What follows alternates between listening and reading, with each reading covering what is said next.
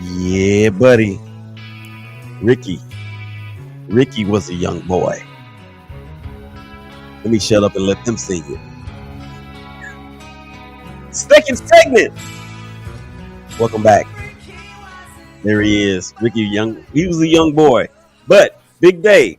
I need you to bring the beat back. Come on. There we go. That's what I'm talking about right there. Bring it back.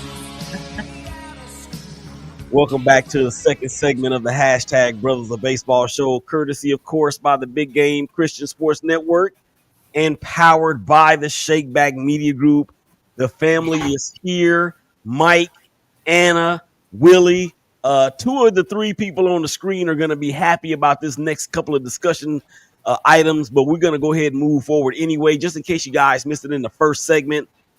Well, guess what's back? The good, the bad, and the ugly. Yeah, good, bad, and ugly is back. Also, I had a question from myself, and it was, which division will be bloodbathing the most in 2025? Let's go ahead and get the brother and the sister in here. Anna, how are you doing, ma'am? I'm good. And Mike? Doing fantastic. Doing phenomenal. Swept. Take two of the three from LA. Gave them their first loss. It was sloppy today, but hey, a win's a win. See, I didn't want to get into that already, man, because sorry. we want the vegetables and then the dessert. We want the vegetables first. You know what LA stands for, right? Lost again. I had to. Sorry, I gotta have some humble pie and calm down. Yeah. Hey, look, the Phillies started out of the gate last year, so they got right before the All-Star break. They lost. I believe went to Cleveland, and the bats just dropped in the second half like an anchor. But it's not how you start out; it's where you finish. Yeah, exactly. All right, we're gonna get to that and more here in just a second.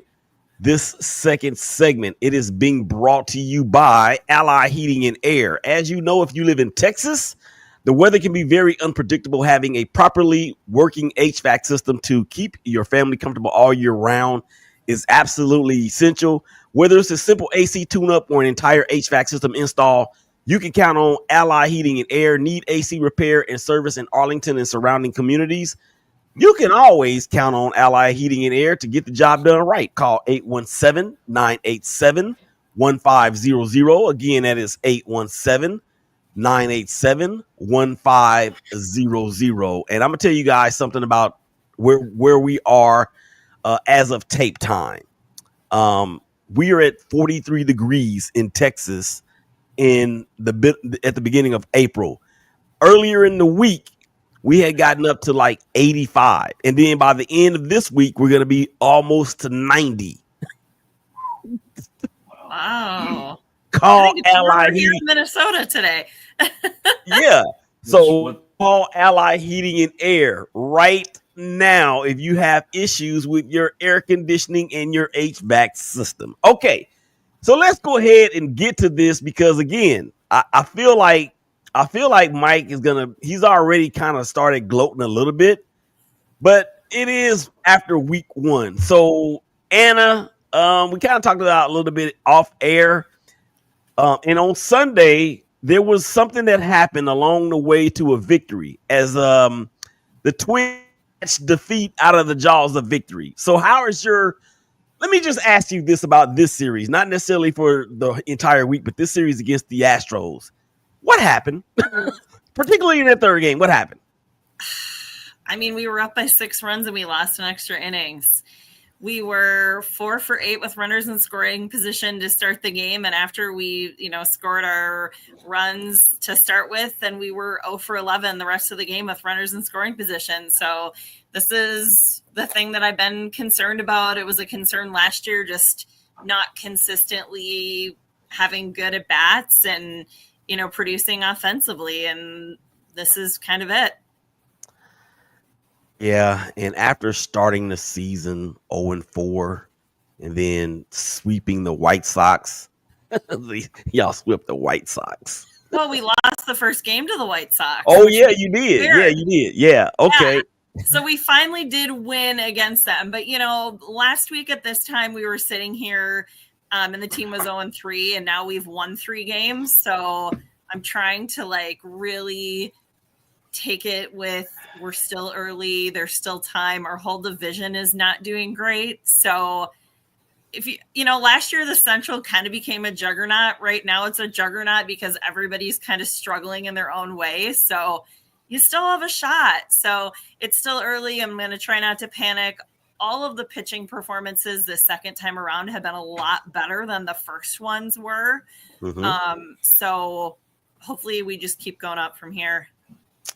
Yeah, and facing the Astros is could be a little bit of a daunting task, especially the Astros they've kind of had y'all's number the past few years. So even with the Astros, quote unquote, being potentially having a down year, they still got a lot of vets over there. Josh Hader is still one of the best closers in the game.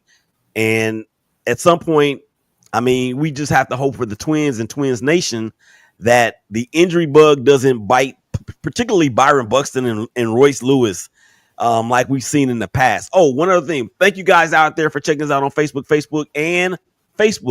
my personal page, the BGC Sports Network page, the ShakeBack Media Groups page, LinkedIn, YouTube through the BGC Sports Network, Instagram TV. I see you guys out there watching, and we feel free to please drop your comments because we're live on Twitter as well. Okay.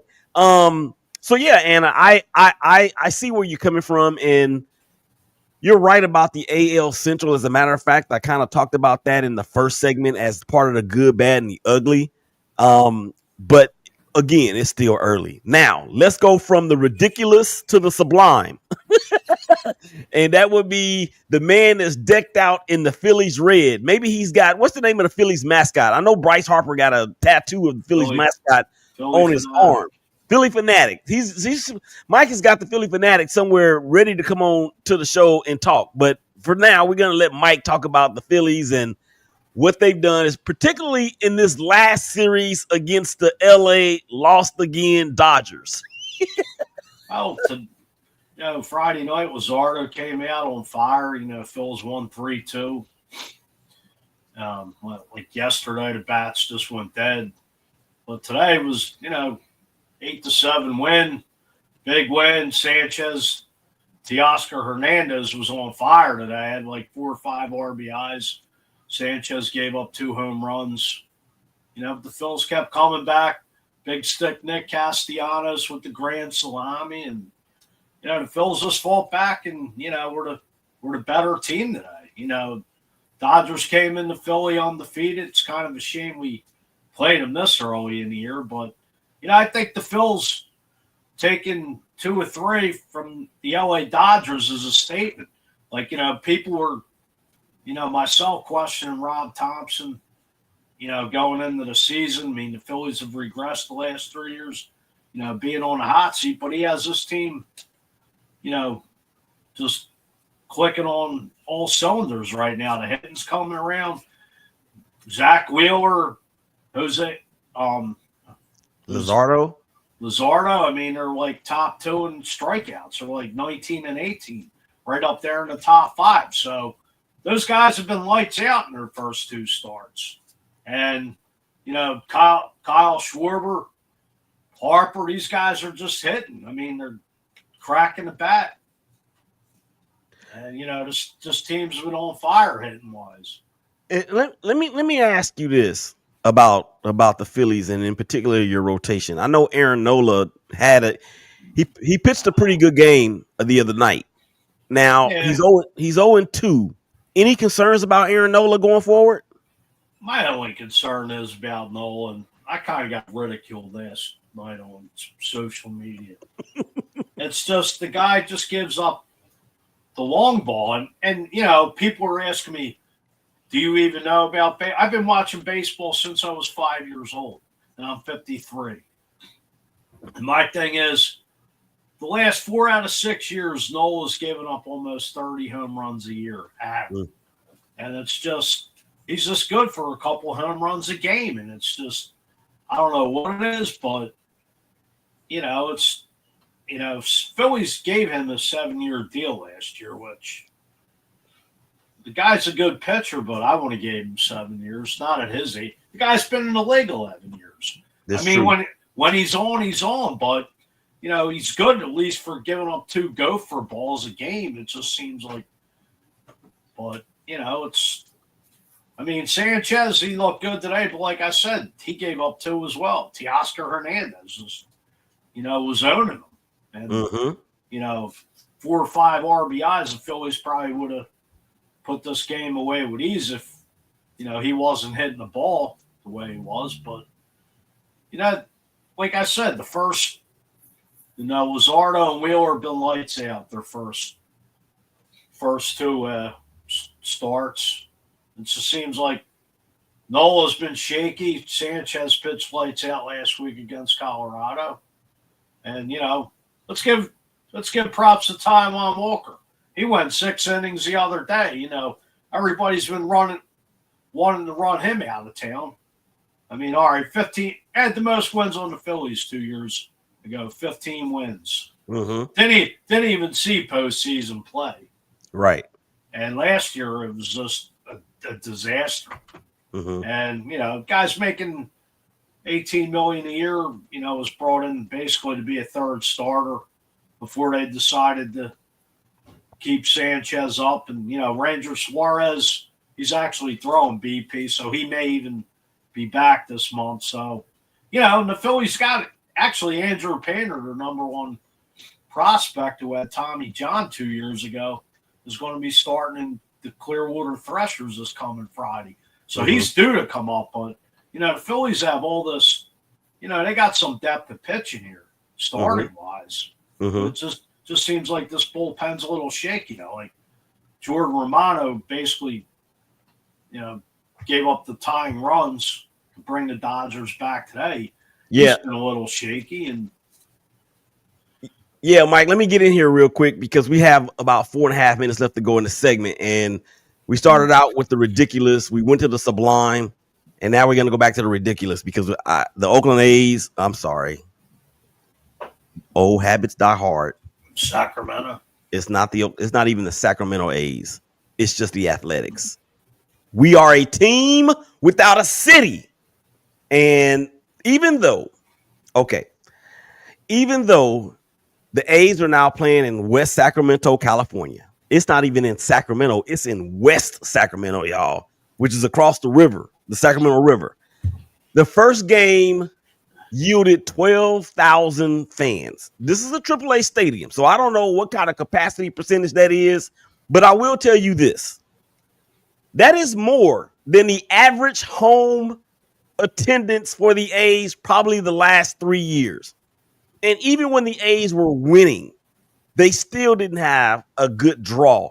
But this year's team, we lost 3 out of 4 or 2 out of 3 to the Seattle Mariners, and then we got swept by the Cubs, and we went to Denver and took 2 out of 3 from the Rockies. But what concerns me about the A's, Anna, is that you can't give up 18 runs, albeit to a good Chicago lineup. You cannot give up 18 runs. And here's the thing with the A's. After, 9 games, we've already given up double-digit runs in 3 games. I don't like the way that feels. I know we have a nice lineup with Rooker and Law. I call him T, or he's called himself Z-Law, but of course Lawrence Butler. Shane Lagler's the catcher. He's a good veteran there. But our pitching staff, man, is really unknown. It's not like the days of Barry Zito and Tim Hudson and Mark Mulder. Those guys are not coming through the door anytime soon. So I'm just like, yo, if the pitching staff, and we got one of the best closers in the game, for real, in Miller. And can you believe he was a rookie last year, right? The A's were already putting him on the trading block at the deadline. Phillies checked in on him. I know that. Not that. Yeah. So it's just really weird. So Anna, we can do this. I have my shoulder for you to cry on.